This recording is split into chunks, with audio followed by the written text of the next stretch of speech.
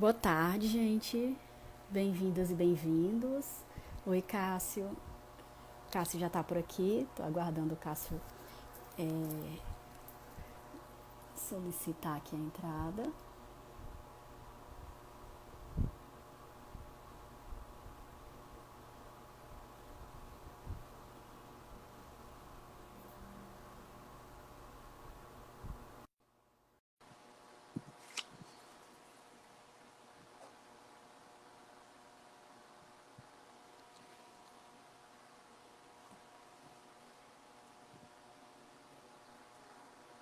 Oi, Cássio, tudo bom?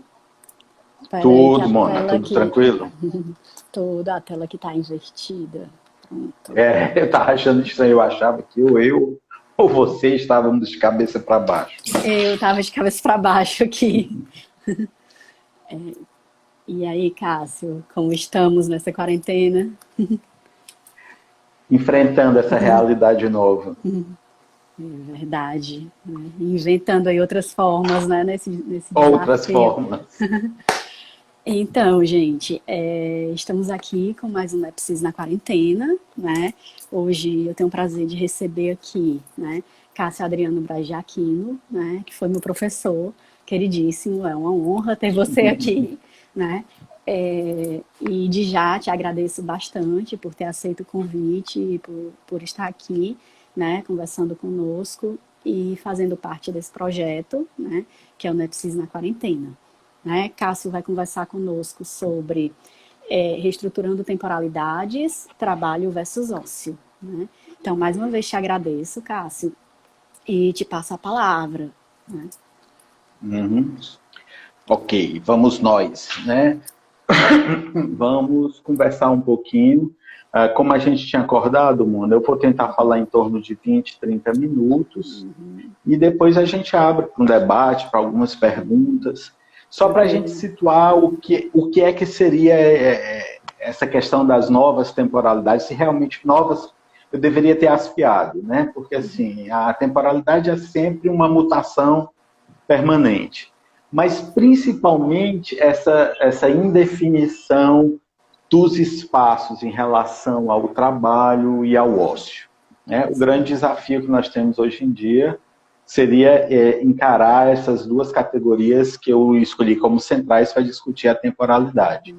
Então, assim, para começar a situar, o tempo é um elemento central, pelo menos assim pensado, na configuração da sociedade. Né? Se a gente for fazer uma análise, eu me aproximei do tema tempo no meu doutorado quando eu fui tentar estudar as grandes transformações do trabalho. E, curiosamente, eu cheguei a um ponto de entender o trabalho, para não cair num lugar comum de uma discussão já um tanto quanto enfadonha, de como é que o trabalho se configura historicamente, não que isso não seja importante, mas para fugir desse lugar comum, eu fui me dando conta que o trabalho estava sendo profundamente alterado por questões relativas à temporalidade. Né? A gente, desde a chamada modernidade ou da chamada sociedade industrial, a gente teve muito claramente demarcado que o tempo era quase que um corolário do trabalho. Ou seja, era impossível pensar trabalho dissociado da questão do tempo. Então, e aí eu fui me aproximando de tempo. Só que o tempo é uma categoria que, assim como o trabalho, mas talvez mais significativa do que o trabalho, ela tem uma inserção em outras disciplinas muito significativa. Então, como é que a gente aprisiona ou apreende a ideia de tempo ou temporalidade na dimensão, já que eu estava fazendo um doutorado em psicologia social, na dimensão da psicologia social? Foi quando eu me deparei com uma limitação bastante significativa de reflexões no campo da psicologia. E aí eu fui, de alguma forma, tentar buscar, eu vou até arriscar falar de uma certa genealogia, mas no sentido talvez até Foucaultiano mesmo, não de buscar uma origem da ideia de tempo, mas dos discursos que dão sentido num determinado contexto a essa noção de tempo. E aí acabei caindo no estudo surpreendente, que foi o estudo da rivalidade tempo-ócio. Como se a sociedade tivesse dividido na sua temporalidade, ao longo de toda uma tradição histórica, entre o ócio e o trabalho. E aí, passando principalmente por uma certa inversão desse valor. Porque se você vai buscar nos gregos antigos a ideia de trabalho e ócio, trabalho era atividade vil, era atividade menos considerada. E o ócio não, era atividade nobre. Por quê? Porque o sentido de ócio, e é importante que a gente fixe isso, até para a gente pensar nas perguntas depois, o sentido de ócio é o sentido pleno de liberdade. Né? Se a gente pudesse, numa única palavra, falar sobre ócio, a gente deveria falar sobre liberdade. E aí, por outro lado, e aí a gente tem que, de maneira bem sintética, eu estou fazendo vários saltos históricos aqui para a gente poder entender. A gente tem duas grandes escolas de ócio. Um ócio grego, que é exatamente aquele que associa ao sentido de liberdade, e o ócio romano, que é muito mais próximo já da dominância do trabalho. Por quê? Porque o ócio romano é aquele que me prepara ao retorno à atividade produtiva. Né? É o descanso, de alguma forma esparcia, uma coisa que a gente também pode depois até pontuar, é pensar no lazer, né? Porque ócio e lazer são categorias distintas. Né? O que eu resgato mesmo é o sentido do ócio, que é esse sentido pleno de liberdade. E aí, curiosamente, eu cheguei... Você sabe, você é uma excelente pesquisadora e sabe que as pesquisas elas vão apontando determinados caminhos que nem sempre estavam no nosso percurso inicial, no nosso planejamento inicial. E aí eu me deparei com tentar entender as transformações do trabalho na temporalidade e caí com uma categoria específica, que era a categoria dos trabalhadores de lazer. Por quê? Porque eles estavam exatamente na contramão daquela tradição do trabalho industrial. Eles trabalhavam exatamente naquilo que a gente chama de tempo liberado desses trabalhadores. Ou seja, eles só podem desenvolver a atividade deles, a atividade de lazer, no momento em que os trabalhadores não estão na sua vinculação produtiva plena. E aí foi legal porque o que eu comecei a construir era que o modelo de temporalidade do ócio, ou da indústria do ócio, que isso é uma coisa também que a gente precisa fazer uma distinção, as formas de apropriação do capitalismo são muito interessantes, porque ele se apropriou, e aí é onde entra a ideia de lazer, ele se apropriou da noção de tempo livre, ou seja, é o tempo livre, na realidade, que o ócio se apropria para se transformar em lazer, é o tempo liberado do trabalho. Não é o tempo livre no sentido da escolha da liberdade. E aí, de alguma forma, o que ocorreu foi uma apropriação desse tempo livre e uma transformação produtiva desse tempo livre. Então, por exemplo, começaram a surgir as indústrias de lazer. Né? Hoje, quando a gente fala em lazer, a gente fala de um modelo de produção capitalista. Né? É o turismo, é a alimentação, é a diversão, todas elas se transformaram em indústrias e se transformaram em espaços de geração de emprego. A ponto que, se você fizesse uma análise mais ou menos na década de 80 e 90, de 1980 a 1990, a indústria de lazer, ou a indústria, que eu estou associando à indústria do turismo, entretenimento, ela era responsável pela geração de quase 2 em cada 10 empregos no mundo. Então, ela passou a ser um ícone, inclusive para a gente pensar na ideia, que é outra ideia que eu digo, que é escorregadia, que é a ideia de flexibilização, que é importante para a gente pensar o tempo. Né? Então, a minha aproximação com essas duas categorias, e com isso que a gente chama hoje dessas novas temporalidades rivalizando o ócio e de alguma forma, o trabalho, é exatamente pensar como é que a sociedade está se estruturando diante dessas duas grandes categorias. Óbvio, existem muitas outras categorias. E para isso eu precisei mergulhar no que eu estava te dizendo inicialmente, nessa certa genealogia dessa categoria.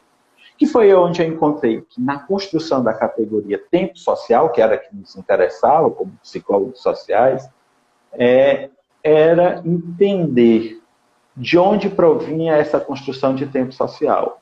E aí eu me deparei efetivamente com uma vertente que nascia no campo das ciências naturais, né, principalmente no campo da matemática e da física, né, a noção de tempo é muito presente. Tempo, movimento, espaço são categorias fundamentais na física. E, por outro lado, também a contribuição da filosofia, da religião, de alguma forma das ciências sociais que também, ainda que não tivessem já amadurecidas com essa categoria, estavam em construção. E essas duas coisas foi o que possibilitou a gente falar de tempo social. Então, a categoria que, de alguma forma, articula trabalho e ócio está mediada por essa ideia de tempo social. E o que é que ela significa na nossa estrutura atualmente? Mano, só te dizendo uma coisa, se eu der mais ou menos 20 minutos, 25, me avisa, porque senão eu saio falando tranquilo. Aqui, das 5 horas da tarde eu estou falando. Não, tranquilo. A minha noção de tempo é perdida, tá certo? Estou olhando aqui o tempo, mas relaxa, fica livre. Tá.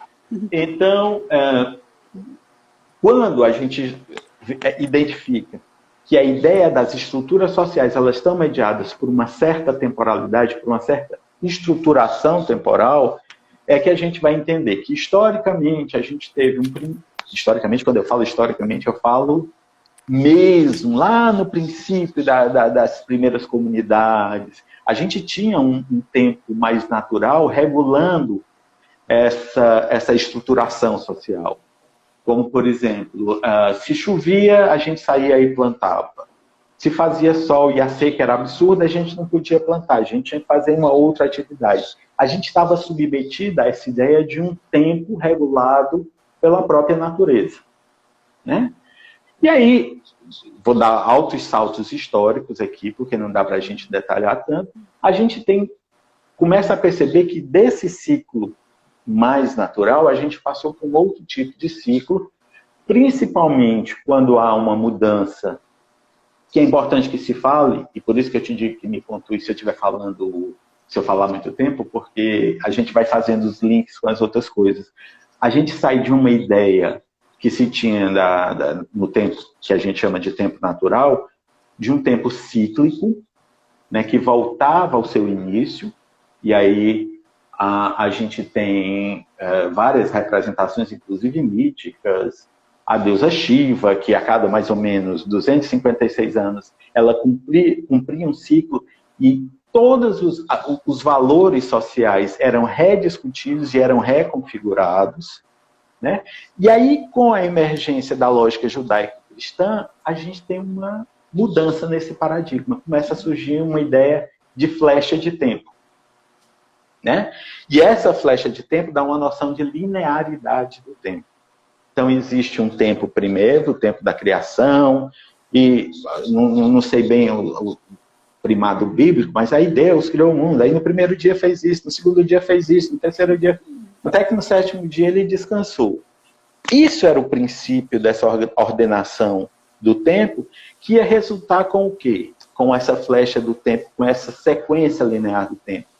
Ia resultar num momento posterior, que era o momento da eternidade.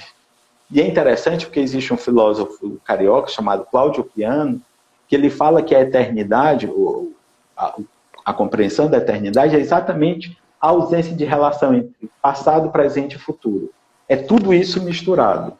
Então a gente chegaria na eternidade nesse princípio. Mas essa compreensão judaico-cristã é que faz emergir o sentido de uma linearidade do tempo, né? E aí, mais ou menos por volta de 1500, 1600, isso começou a ser repensado. A gente saiu de um primado, que a gente já tinha saído do primado dos ciclos naturais, adentrou no primado do ciclo que a gente chama judaico-cristão, que era o ciclo religioso.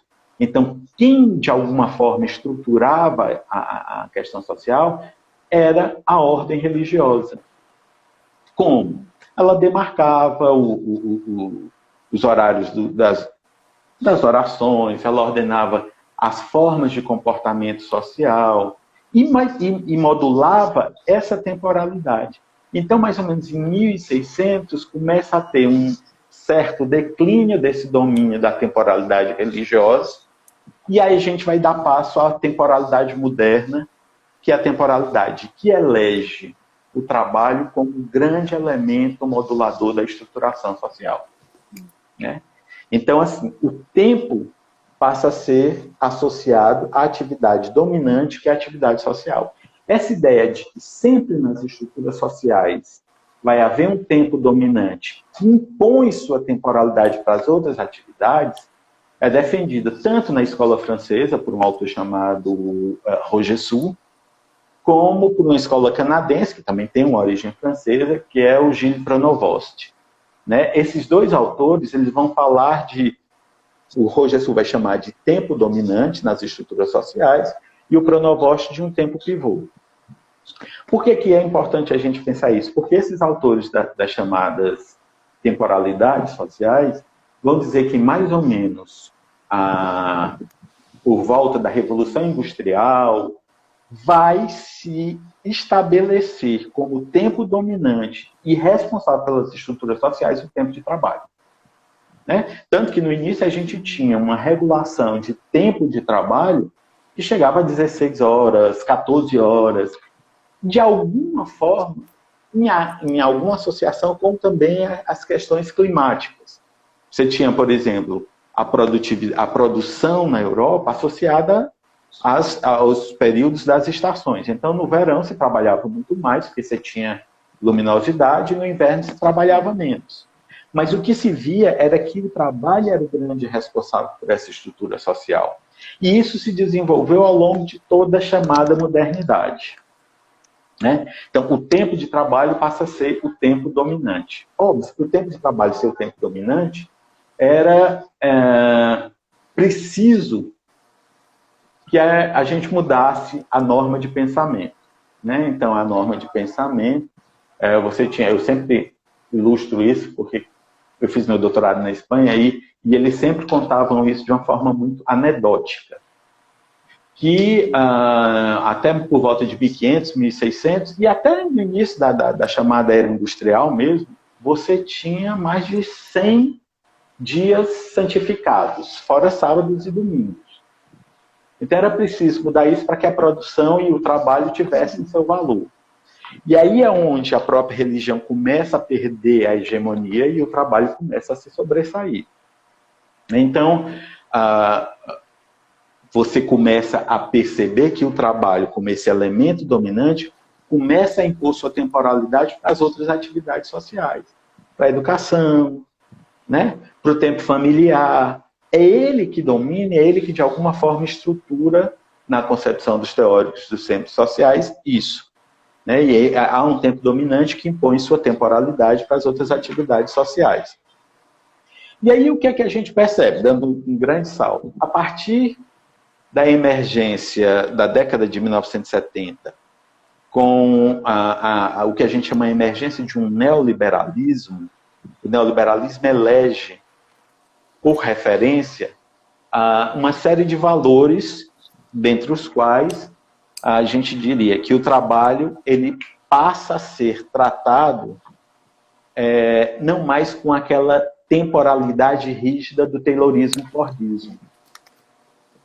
Né? O que o Taylorismo-Fordismo, inclusive, uma das grandes vertentes do Taylorismo-Fordismo é o estudo dos tempos e movimentos. Então, a partir desse momento, o que se sobressai é a necessidade de uma flexibilização do tempo. Por quê? Porque muda o princípio de uma lógica taylorista-fordista para uma lógica de acumulação flexível. O que é que essa acumulação flexível defende? Defende que a gente precisa flexibilizar o máximo possível o trabalho. E a flexibilização é um princípio básico da organização temporal. Então, isso é interessante porque isso entra num confronto direto com todo, inclusive, a lógica das lutas trabalhistas e as lutas sindicais. Porque a grande luta trabalhista, ao longo de todo o século XX, foi a luta pela redução da jornada laboral. Tanto que, se você acompanhar o início do século XX, eu sempre confundo, o século XX é de 1900 e alguma coisa, não é isso? Sim, sim, até os anos O 2000, início eu do acho. século XX, isso. Até o ano 2000, você vai ver que a primeira metade do século é toda dedicada a uma luta pela redução da jornada laboral, que mais ou menos se estabelece ou se estabiliza com as 8 horas. Então, assim, mas eram 8 horas onde as divisões das atividades sociais elas eram muito claras. Eu terminava a minha jornada laboral, ia para minha casa e começava a desenvolver minhas outras atividades sociais. E aí é onde o ócio volta a ter um lugar de alguma relevância depois de todo o descrédito que ele levou ao longo de toda a modernidade. Por quê? Porque o ócio implicava sair da lógica produtiva. Então ele precisava não ser valorizado, tanto que há uma lógica de um termo pejorativo que é chamar o outro de ocioso. Né? Assim, o outro fulano é ocioso, ele não faz nada. Quem dera hoje, eu pensando isso criticamente, adoraria ser ocioso. Né? Talvez no sentido Queríamos. pleno da palavra, né? Porque nós somos subjugados pela lógica produtiva. Inclusive, internalizamos essa lógica produtiva de uma forma tal que se nós, que somos acadêmicos, a gente passa 2, 3 dias sem fazer um tipo de atividade que nos remeta à academia, nós nos sentimos culpados. Né? Então, há essa implicação. Então, a partir de um determinado momento, o ócio, e para que ele passasse a ser de alguma forma considerado, ele precisou ser capitalizado. E aí é onde entra a ideia do lazer, das indústrias de lazer. Porque ele também precisava render para o capital dividendos. Então, é nesse sentido onde há uma mudança radical, por isso que eu digo que é uma diferença clara quando a gente fala de lazer e de ócio. O sentido pleno do ócio é o sentido da liberdade. O sentido do lazer, não, é uma apropriação de uma lógica capital. E aí, mais ou menos na década de 60 e de 70, eu diria que existem marcos. Quando a gente fala de datas, as pessoas podem correr o risco da gente dizer, ó, a gente foi dormir de um jeito e acordou do outro. Né? Fala da Revolução Industrial, 1789. Então, estava todo mundo lá na agricultura, no outro dia acordou todo mundo dentro da indústria. Não é assim. Né? São gerações e gerações para absorver, inclusive, as ideias e os pensamentos que estão vinculados nisso. E aí, a década de 70 ela é icônica porque, por essa transformação do Taylorismo e Fordismo na acumulação flexível, a gente viu que o tempo, que é o corolário, como eu tinha afirmado, do trabalho, ele passou a ser rediscutido. E aí a gente imaginava, o Marx já falava isso de uma maneira muito clara, né? Vamos libertar o homem do jugo do trabalho penoso. Né? A gente precisa libertar o homem disso. Mas se tinha a ideia, e aí é uma ideia clássica também, de uma divisão do trabalho manual e do trabalho intelectual. Né?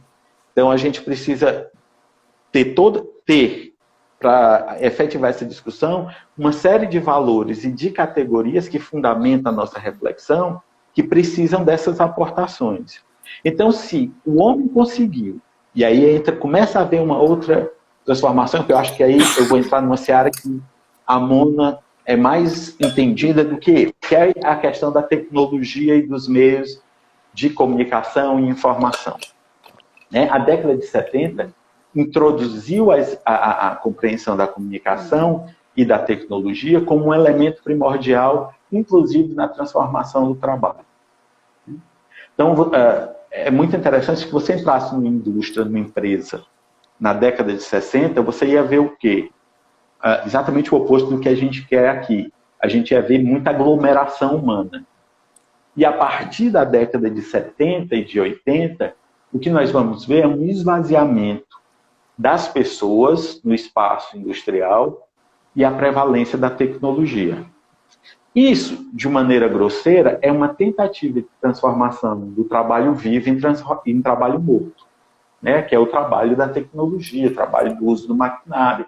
Como se fosse possível você substituir todo o trabalho humano pelo trabalho tecnológico, quando não é.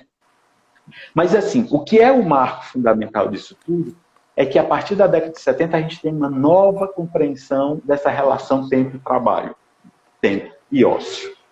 né? Primeiro, por quê? Porque a tecnologia, e aí eu não posso deixar de fazer uma referência clara à nossa amiga Fátima Severiano, ela inclusive discute isso de uma forma bem interessante, quando ela traz o uso dos aparatos tecnológicos, o celular, o computador, como se fossem aparatos e extensões do nosso próprio corpo. Isso é decisivo para a gente pensar em a reconfiguração do tempo de trabalho. Porque aí a gente se depara com uma coisa que aí Mona Lisa vai reconhecer claramente. Nós levamos o trabalho para qualquer lugar. O trabalho ele sofreu um processo de desterritorialização, né? E eu chamo, essa categoria é minha porque ela ainda não existe, de destemporalização. Nós saímos de um rigor de tempo e de espaço e passamos a ser apresentados a uma desterritorialização. O meu trabalho, hoje em dia, o meu espaço de trabalho, quase que sempre é um espaço virtual. O que eu estou fazendo aqui, faço com muito prazer, até para atender o convite da Mona, que é uma pessoa que eu tenho muita consideração, mas eu estou fazendo um trabalho. O que eu estou fazendo aqui, eu podia estar fazendo numa praia, eu podia estar fazendo em qualquer outro espaço, desde que eu tivesse acesso à tecnologia.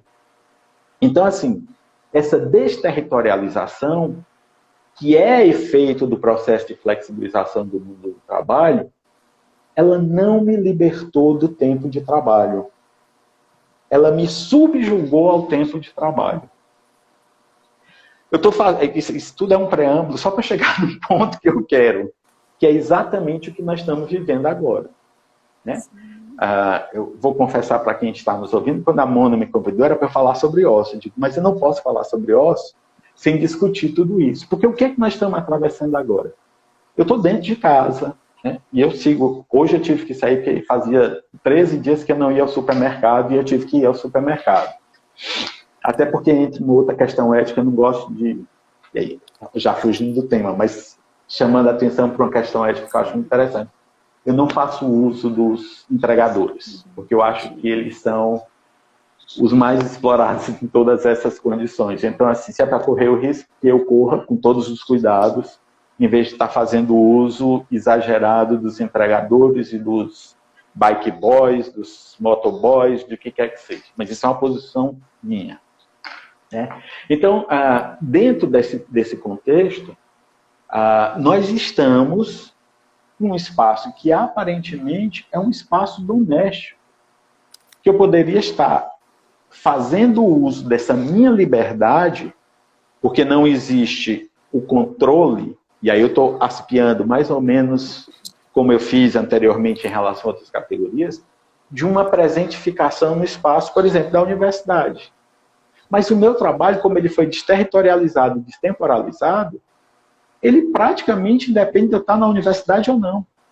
Eu continuo trabalhando aqui. E eu estou percebendo isso, discutindo com algumas outras pessoas, vou fazer uma confissão própria para todos vocês. Eu não sei como é que eu teria condição, imaginando a minha situação hoje, de estar dando aula com a quantidade de atividade que eu estou fazendo hoje. Porque eu não deixo de aparecer em artigo, eu não deixo de orientar. Eu tenho 10 orientandos, né? 6 orientantes de doutorado, 4 de mestrado. Eu tenho uma série de atividades que me tomam tempo. E foi acrescido que eu acho que é importante também, que entra em outra questão que é gênero, mas a gente não vai entrar por essa seara tão arriscada agora, que é o trabalho doméstico, né? Eu tinha uma faxineira, mas eu dispensei a faxineira e continuo pagando essa faxineira. Mas ela não vem fazer a faxina. E eu tenho que fazer a faxina, eu tenho que cozinhar, eu tenho que fazer uma série de atividades que não faziam parte do meu cotidiano. Então, quando a Mona me propôs, vamos falar sobre ócio no meio de pandemia, eu digo, não, porque eu não sei o que é isso. Em quarentena não existe ócio, né? Não existe ócio. Mas, assim, me levou a refletir exatamente. Óbvio que a gente hoje tem um acesso a uma série de outros recursos que eu posso nomear de ociosos, no bom sentido da palavra. Eu tenho uma Netflix, sem fazer publicidade, mas já fazendo. eu tenho um acesso à leitura, né? Eu posso ler livros que eu não tenho tempo de ler no meu cotidiano de trabalho, né? Mas essa questão de que o meu tempo está muito maior em termos de dimensão cronológica, não implica que ela está na dimensão cairológica, né? Que é a dimensão da possibilidade da vivência subjetiva desse tempo. E existe um outro critério, que é um critério que a gente tem colocado num lugar muito secundário, que é o da saúde mental da gente. Eu acho que todo mundo, de alguma forma, está impactado nessa relação com o que a gente chama de ócio e de trabalho. Nem a qualidade do meu trabalho ela está plena da forma como eu realizava antes da pandemia, nem a minha condição de ócio eu tenho a tranquilidade de vivenciar esse momento de liberdade, porque eu não estou no momento de liberdade. Até porque eu poderia, se tivesse me sido dada a possibilidade de escolher estar em casa ou não, e aí eu tivesse ficado em casa, isso é uma coisa. Mas eu estou privado da minha liberdade por uma necessidade de respeito coletivo. Né? Óbvio que existem pessoas, a gente não precisa nem nomear, mas existem pessoas que não respeitam essa lógica coletiva. Né? Mas eu preciso respeitar essa lógica coletiva.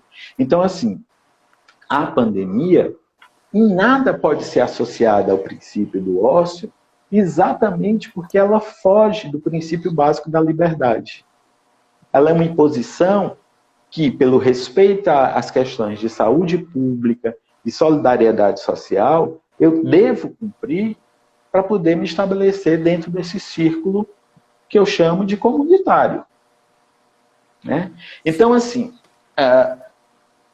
essa ausência de delimitações que ocorreu, que não é de agora, também a gente não vai culpar a crise pandêmica para dizer, olha, aconteceu assim. A gente já vinha sofrendo isso. Que é exatamente, eu criei assim, né, quando você vai fazendo pesquisa, alguém diz uma categoria, você se apropria dela. Há algum tempo, né, desde que houve o processo que a gente chama de acumulação flexível, a gente passou a se deparar com uma coisa que a gente chama de contaminação temporal. A nossa vida privada estava profundamente contaminada pela lógica do trabalho. Né? Aquilo que eu falei antes, eu tenho uma imagem muito emblemática para mim, que eu vou ilustrar para vocês. Eu, uma vez de férias, eu tinha viajado de férias, eu morei muito tempo na Espanha, então sempre que eu podia eu voltava para a Espanha. Eu lembro que no dia 2 de janeiro, acho que foi 2015, 2016, não lembro mais, eu abri o computador de tonto que eu sou, na Espanha, e tinha uma demanda de um artigo para eu entregar. Eu estava em férias. Depois de um longo tempo, eu tinha sido 4 anos vice-diretor do Centro de Humanidade, sem direito a férias. Quando eu terminei minha gestão e consegui as férias, eu me deparei com isso. O ano passado, não foi esse ano, o tempo está mudando na cabeça da gente. Esse ano, eu recebi uma demanda da UOL para que eu falasse sobre tempo livre, no dia 3 de janeiro, que eu também estava em férias. Então, assim, o que a gente percebe é que houve um processo de contaminação que foi se estabelecendo com a perspectiva da flexibilização do tempo de trabalho. E aí eu faço uma reflexão muito interessante. Essa ideia de flexibilização, ela aparentemente, quando ela é vendida pelos discursos oficiais do capital, ela é muito legal. E aí a gente vai entrar na discussão que se tiver algum aluno meu ouvindo essa live, já vai começar a anotar as coisas aí. Quando a gente discute uberização, quando a gente discute empreendedorismo. Por quê? Porque aí o que fundamenta o discurso empreendedor e o discurso dessa nova relação com o trabalho é o discurso de uma autonomia, principalmente da autonomia do tempo. Né? Então, o cara do Uber, quando você conversa com ele, desde que eu comecei a orientar pessoas que estão pesquisando Uber, eu tenho pena dos... eu peguei já algumas vezes Uber e eles são vítimas da minha verve investigadora, porque eu passo o tempo todo perguntando coisas para eles. Né? E aí, eles fazem sempre a ideia, não, eu controlo o meu tempo. Como, eu não sei se a Mona era minha aluna na época, eu fazia um trabalho que era pegar os trabalhadores não formais, os trabalhadores atípicos, e dizer como é que eles se posicionavam diante da atividade deles. Geralmente, o cara que vende o milho na esquina, o cara que é flanelinha.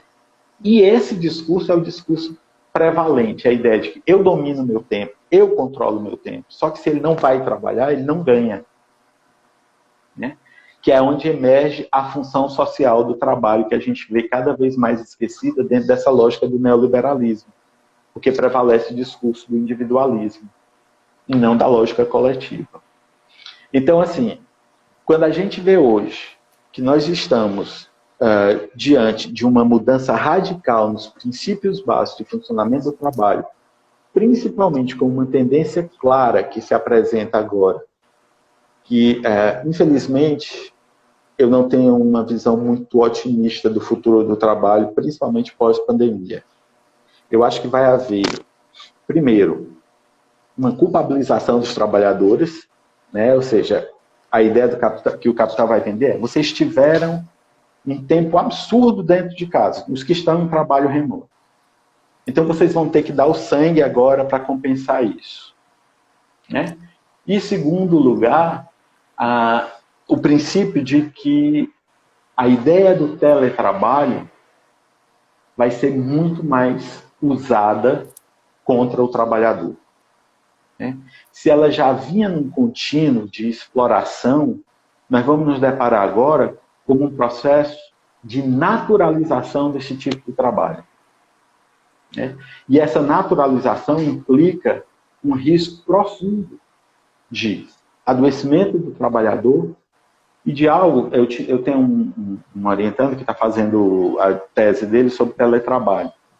E antes mesmo de falar em pandemia, de tudo isso, um dos elementos que mais se colocava entre os teletrabalhadores, nas primeiras aproximações do campo, era a ideia do isolamento social. Olha, essa palavra já existia para mim antes mesmo de se falar agora na pandemia. Por quê? Porque esse trabalhador ele está sozinho no seu espaço doméstico, realizando trabalho para a China, para o Japão, para os Estados Unidos, mas ele está isolado. Ele não tem uma relação proximal com outros trabalhadores. Só que agora nós vamos ver isso naturalizado por uma condição dada exatamente nesse momento gerado pela pandemia. Então, eu não sei nem quanto tempo eu já falei, deixa eu falar tudo. 40 minutos. Eu ia te avisar. Mona, por que você não me avisou? Então eu vou encerrar. Não, porque eu tava gostando tanto aqui, mas eu já estava esperando fazer uma pausa para eu te citar no tempo. Pois eu vou encerrar mas agora. Pode ficar à vontade, que acho que nós estamos curtindo bastante.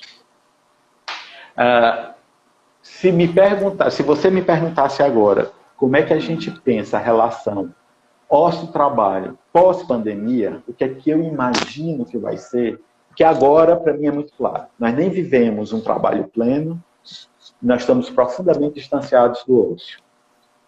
E o futuro, eu acho que vai ser um futuro de exacerbação da exploração do trabalhador. Então, quando eu vejo muita gente otimista dizendo assim, eu acho que as pessoas vão ficar mais solidárias, eu acho que as pessoas vão ficar mais amigáveis. Eu, sinceramente, eu adoraria estar... Sabe aquela coisa que a gente nunca gosta de ter a ferida narcísica impactada, mas eu gostaria profundamente de estar errado. Mas eu acho que nós não vamos superar isso de uma forma muito legal. Nós vamos viver um processo de exploração totalmente exacerbado do trabalhador. Então, pensar o ócio seria, talvez, ficou até bonita essa imagem que eu estou tendo aqui, seria a única resistência, ou seja, a nossa luta por uma liberdade. E eu não sei se nós vamos conseguir. E com isso eu encerro, porque eu não me dei conta que eu já tinha falado muito. Não, na Perdão verdade, aí. não, na verdade você falou um tempo, né? Mas que pra gente acho que fica até como pouco de tantas coisas que você traz que são interessantes aí para a gente debater, né? Você levanta uma série de questões extremamente atuais, né? Dentro desse contexto que nós estamos vivendo, né? E eu queria retomar algumas, Cássio, para a gente conversar um pouquinho mais, né? E queria Uhum. começar retomando, né? Olha, Eveline Nogueira, a Eveline, né? Comentando aqui, pela primeira vez eu gostaria que você tivesse errado, né? Mas também. Mas, enfim, nós temos uma série de perguntas e comentários aqui também, né? Mas eu vou trazer À vontade. outros pontos antes, né, para a gente dialogar. Quando você traz, Cássio, essa questão do teletrabalho, né? E duas dimensões que eu acho que são muito importantes que você pontua, né? Uma primeira, que é o isolamento, né? Ou esse distanciamento social promovido pelo teletrabalho, né?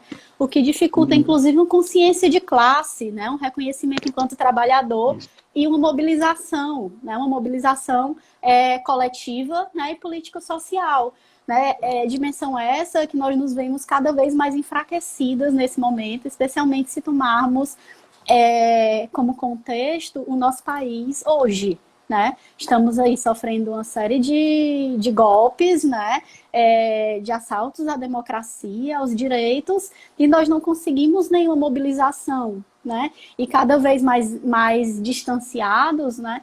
Nossa possibilidade de se manifestar, aqueles, né, que compreendem o distanciamento social com uma postura ética do cuidado, né, cuidado para com o outro, principalmente, né, nossa possibilidade de manifestação hoje é ir para as janelas, bater panelas, né, só que aí tem horas que a gente não sabe se está batendo panela, né, Para um ou contra o para o outro. presidente, a favor do presidente, para profissional de saúde, né, tem horas que a gente está lá só com as panelas e sem entender sequer o que é que tá lá fazendo zoada, né? Então acho que tem essa dimensão, né, de solução mesmo de uma consciência coletiva, né?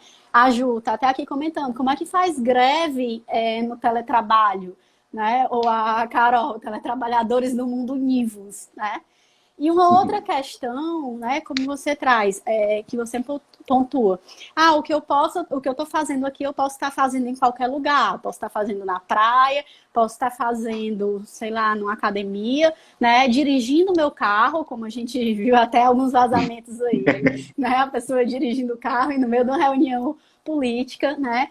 Só que, sim, esse tipo de trabalho, ele invade o nosso cotidiano a ponto de potencialmente poder ser feito de qualquer lugar. Só que muitas vezes a gente não discute, né, que tem uma transformação estrutural aí do que está sendo feito presencialmente, né, nas relações tete a tete na universidade e o que está sendo feito numa presença, mas numa presença mediada, né, que eu vou chamar aqui de mediação. Estou enfatizando a presença para que a gente não polarize presença versus mediação, porque há sim uma presença possível nesse tipo de relação mediada, né? Uhum. Mas poucas vezes a gente discute, né, que há uma transformação de processos, né, de processos interacionais quando a gente adentra nesses dispositivos, e essa transformação, ela produz transformação, né, na prática mesma daquilo que a gente faz. Né? Por exemplo, você disse que não se imagina hoje dando aula porque não cabe no horário.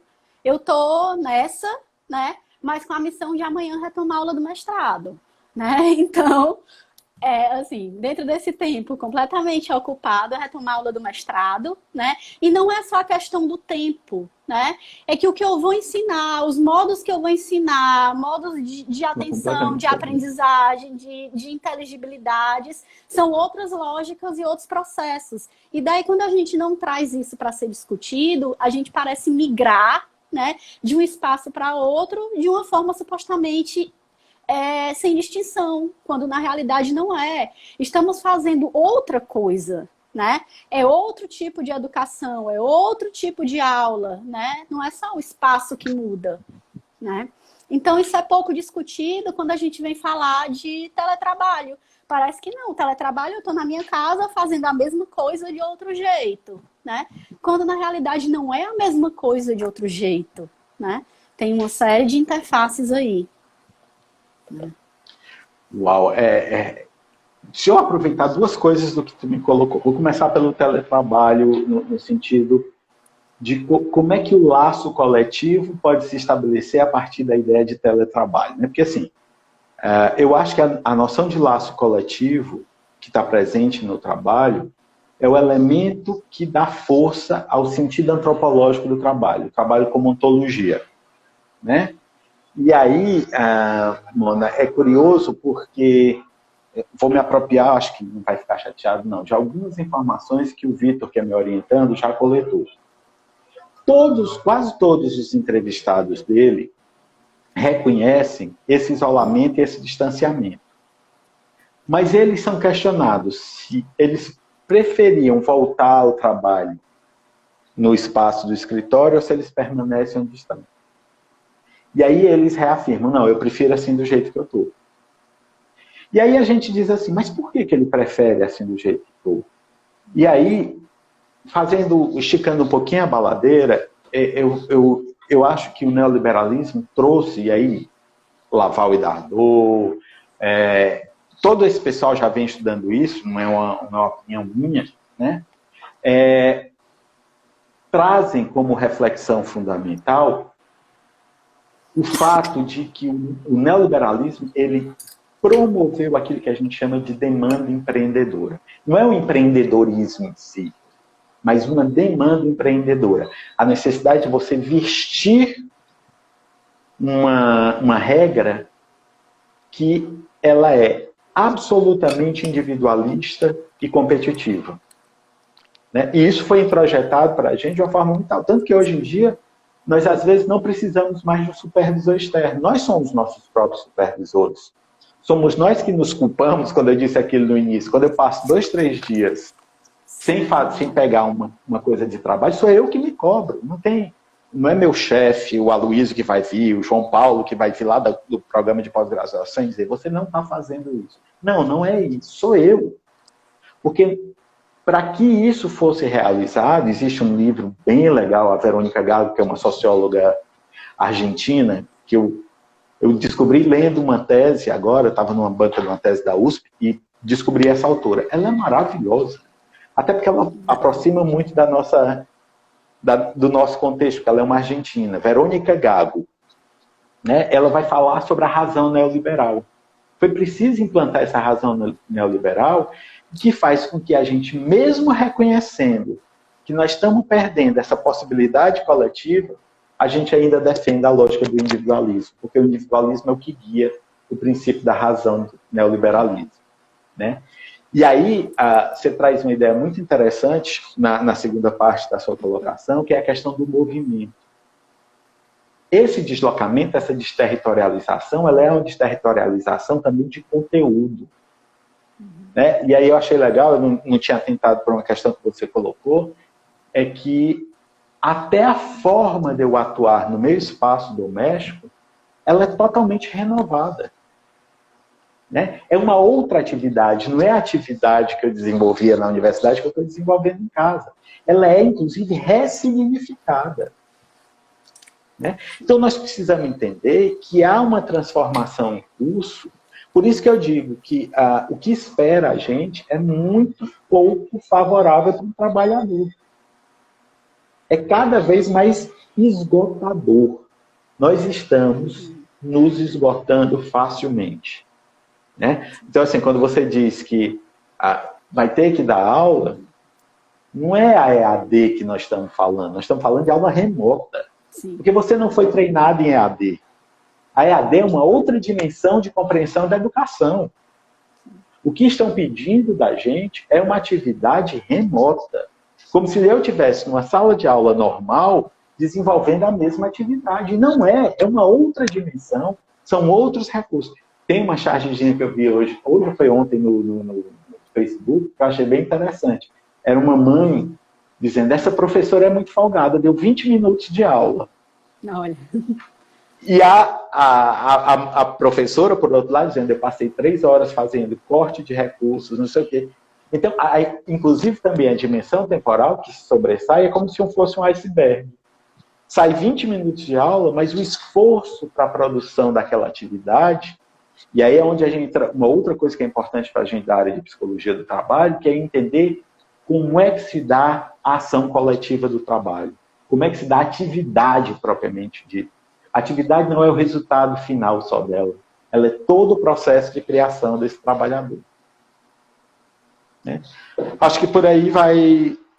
Teria isso aí de dar outra live. Outra live, né? E aí vamos vivendo de lives, né? Tentando ressignificar a nossa prática, né? Como se live não que é uma fosse coisa trabalho. que muita gente critica, né? Que acha, o mundo está cheio de lives.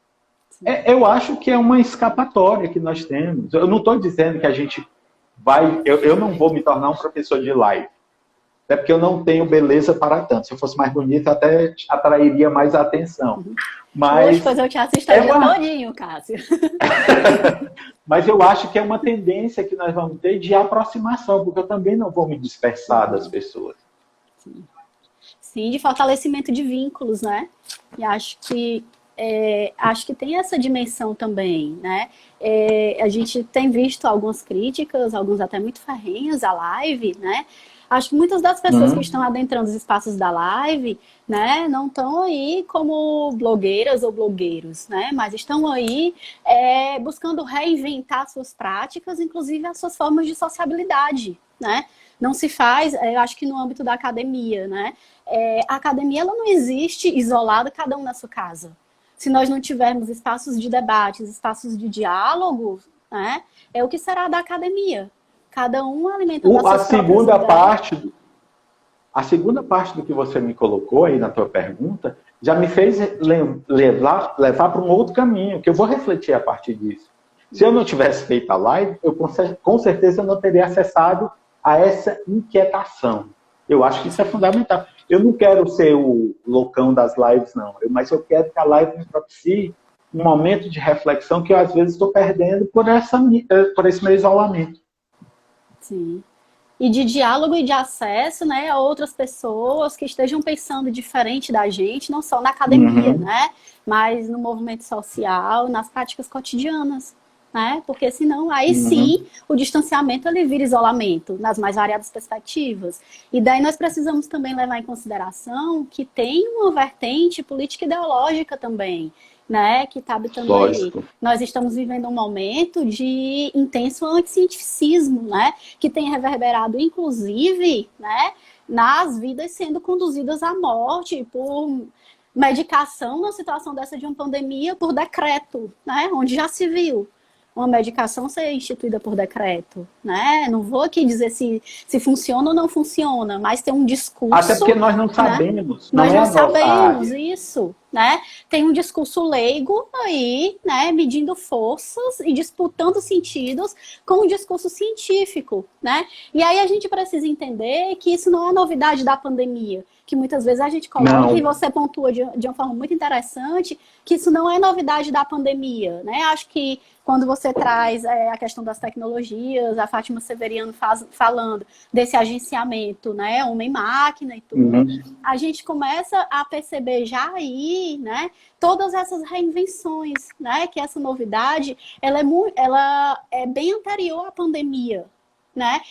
Quando a gente tem as redes sociais aí, pautando as sociabilidades contemporâneas, né? Nós temos que as redes sociais, elas permitem, né, uma ampla circulação de diferentes discursos, e os discursos, eles passam a ser legitimados não mais, né, pelo saber da ciência, que foi colocada como a grande rainha na modernidade. Mas o que passa a legitimar esses discursos é a quantidade de curtidas e a circulação deles, né? Nós fizemos uma pesquisa do PIBIC, que uma das minhas orientandas, Maísa, na época, ela trabalhou discursos de blogueira fitness e o discurso do Paulo Gentil, né, que é um cara que ele é doutor em fisiologia do movimento, né? E era interessante que as pessoas iam lá nas publicações do Paulo Gentil e diziam que ele não tinha legitimidade para falar daquilo, que ele não tinha um corpo belo, né? Que quem entende de academia é blogueira, né? Então a gente tem essa disputa de Exatamente. sentidos que as redes sociais elas permitem.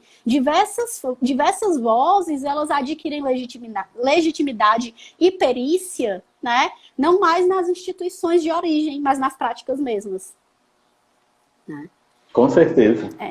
Ei, Cássio, a gente está aqui há 3 minutos do encerramento da live, mas eu tenho várias Isso. perguntas, né? Assim, tem várias perguntas aqui, inclusive algumas que eu nem anotei. Então, por isso eu vou começar a ler do fim e te passar até as que eu anotei para que a gente não perca, tá? Porque aí a live vai Tá cair ok. e a gente reinicia para voltar com as perguntas. Tranquilo? Tranquilo. Cléria pontua aqui, isso, Mona, as liturgias da verdade são diferentes, né? Bem isso, né? Juliana César, refletindo sobre essa perda de vínculo com o trabalho remoto para jornalistas, perder espírito de corpo enfraquece muito a possibilidade de autonomia editorial. Sim, muito importante. Ó, Evelyn dizendo, quando você falou que não era belo, tem beleza demais, até desconcentra. Né? Acho que eu tenho que ficaria aqui também o dia todo comigo assistindo a live. Eu concordo com ela. A Carol Leão, né, te pede para comentar a questão da mobilização política e da reivindicação de direitos quando não há laço coletivo no trabalho, né? E a Kalina brinca aqui, né? Professora Mona Lisa, prepare-se para ser uma youtuber, TI, professora, além de criativa e envolvente. Bem-vinda ao acompanhamento remoto. Pois eu lembro que em 2009, quando eu fui dar aula numa faculdade do interior, né, na primeira semana pedagógica, teve um momento lá de formação, de capacitação, né, que era ensinando professores e professoras, né, a dar aula show, né? Você é empreendedor de si mesmo, aula shows, slides com movimentos, com bonequinhos, né? E a época eu achei aquilo absurdo, né? Mas eu bem que poderia ter aprendido alguma coisa para estar usando hoje. Podia ter ficado. Pois não é? Sim, Cássio, então eu te passar a pergunta da Carol Leão, e aí acho que dá tempo responder antes de cair a live e retomo com as outras que eu anotei, né? Da Tu Carol refaz Leão. isso para mim? Sim. Cássio, comenta sobre a questão da mobilização política e da reivindicação de direitos quando não há laços coletivos no trabalho. Isso é uma consequência, inclusive, dessa construção dessa razão neoliberal.